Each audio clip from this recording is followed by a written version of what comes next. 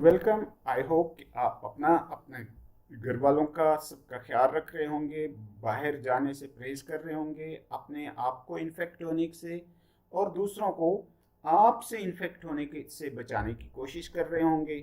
आज का हमारा टॉपिक है spurious regressions. What is spurious regressions, deterministic trend spurious regression, stochastic trend spurious regressions, और कैसे पाकिस्तान की इन्फेंट मोर्टेलिटी अगर डिक्रीज होती है तो इंडिया की एक्सपोर्ट इंक्रीज होती है। और what you need to read more on spurious regression, तो वो सोर्स बताऊंगा। और साथ साथ कि ये जो है वो किसी वक्त मैं आपको ये बताऊंगा कि ये जो स्लाइड्स हैं ये आर में कैसे बहुत आसानी से बनाई जा सकती हैं। तो पहली बात कि जी आपके पास स्पोरियस रिग्रेशन में दो किस्म की चीज़ें हैं। एक है डिटर्मिनिस्टिक ट्रेंड जिसको टाइम ट्रेंड कहते हैं, और दूसरा है स्टोकेस्टिक ट्रेंड जो कि नॉन स्टेशनरिटी के सेंस में होता है, या डिफरेंट स्टेशनरी सीरीज और ट्रेंड स्टेशनरी सीरीज। तो y जो है वो टाइम ट्रेंड है, y टाइम का फंक्शन है, x टाइम का फंक्शन है। अब अगर हमने y को x पे रिग्रेस कर दिया, y को x पे रिग्रेस कर दिया, टाइम ट्रेंड एक वेरिएबल था जो कि y को अफेक्ट कर रहा था, आपने उसको ओमिट कर दिया, और वो स्ट्रॉन्ग कोरिलेशन है टाइम ट्रेंड में और x में, टाइम ट्रेंड में और y में, तो x का कोएफिशिएंट सिग्निफिकेंट आ जाएगा।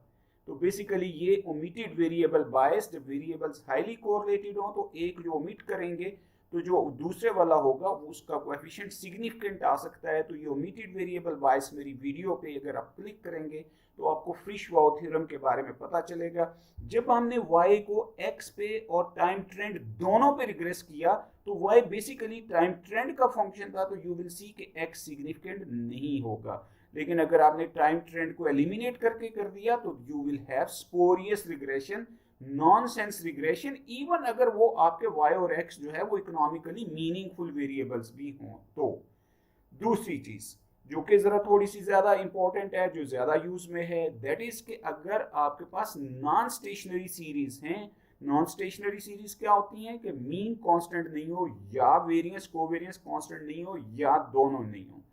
तो बेसिकली वाई टी एक रैंडम वॉक मॉडल है, एक्स टी एक रैंडम वॉक मॉडल है। ग्रेंजर न्यू बोर्ड ने 1980s में कहीं पे ये सिमुलेशंस की और उन्होंने सैंपल ऑफ साइज 50 लिया, 100 रेपिटेशंस की, 77 टाइम्स उनका रिलेशनशिप जो है between y and x significant आया। हालांकि वो 5 टाइम्स से ज्यादा नहीं आना चाहिए था, because y and x are independent of each other otherwise. तो इसलिए 5 टाइम्स आउट ऑफ 100 तो हम एक्सपेक्ट करते हैं कि बाई चांस टाइप 1 एरर की वजह से आ गया। तो ये 77 टाइम्स आया, तो वहां से उनको ये आइडिया हुआ कि ये तो जो मैक्रो इकोनॉमिस्ट जो है जब टाइम ट्रेंडेड वेरिएबल्स जो है वो नॉन स्टेशनरी डेटा के साथ डील कर रहे होते हैं तो many a times there are chances के स्पोरियस रिजल्ट्स आ रहे हैं। तो अब आप देखिए, तो यहाँ पे अगर आप क्लिक करेंगे तो you will get R code for this one. तो आपके पास जो है ये दो सीरीज हैं, दोनों की दोनों इंडिपेंडेंट ऑफ ईच अदर हैं, दोनों की दोनों रैंडम वॉक हैं।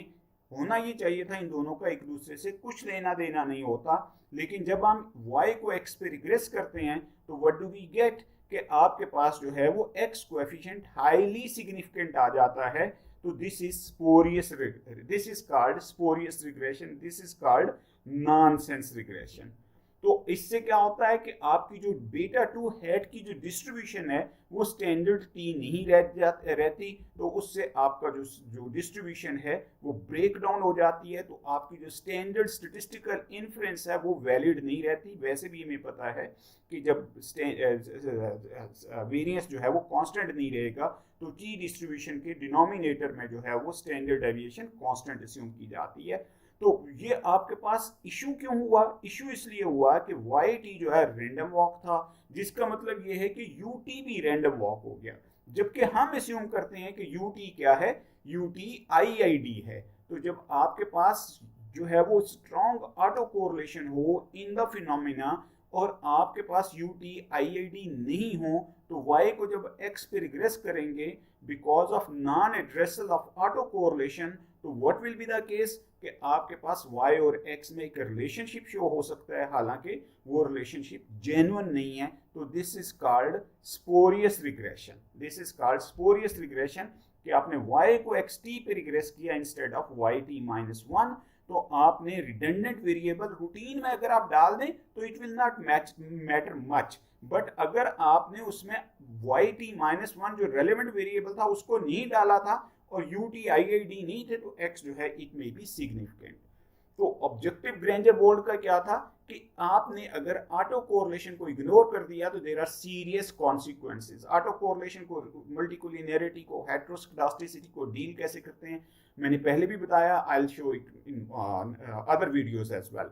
तो मैक्रो इकोनॉमिक एनालिसिस में आपके ज्यादातर वेरिएबल्स जो है वो नॉन स्टेशनरी होते हैं, तो क्या उनके दरमियान रिलेशनशिप जेन्युइन है या नहीं है, like consumption, income, Keynes consumption function वगैरह में जेन्युइन हो सकता है, बट स्टिल अगर आपने डायनेमिक्स को इग्नोर कर दिया तो that relationship may be non stationary, that nonsense.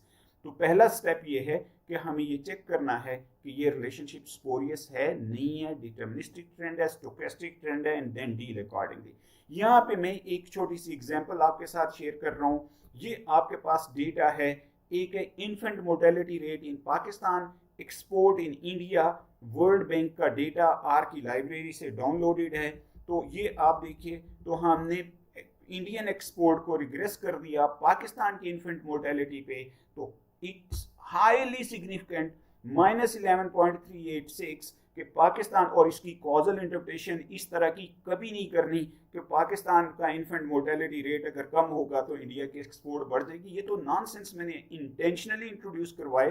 तो ये देखिए दोनों ओवर टाइम, एक कम हो रहा था, एक ओवर टाइम बढ़ रहा था, तो रिजल्ट क्या आ गया, सिग्निफिकेंट आ गया, बिकॉज कि आपके एरर्स जो है, जब मैंने एरर्स का जो सैंपल काउंटर पार्ट होता है वो रेजिडुअल्स होते हैं, जब मैंने रेजिडुअल्स की ऑटो कोरिलेशन चेक की तो वो सिग्निफिकेंट, वो नॉन स्टेशनरी थी। तो जब रेजिडुअल्स नॉन स्टेशनरी हों तो रिग्रेशन जो है वो नॉनसेंस रहेगी। तो एरर्स जो है वो IID होना, रेजिडुअल्स IID होना इसलिए इम्पोर्टेंट है। तो अगर आप इस पे इससे ज़्यादा रीड करना चाहते हैं तो मैं आपको बता रहा हूँ कि ये स्पोरियस रिग्रेशन बाई असद ज़मान एक बड़ा नाइस राइट अप है, लेकिन थोड़ा सा कॉन्सेप्चुअली एडवांस लेवल पे है, supported by a video lecture.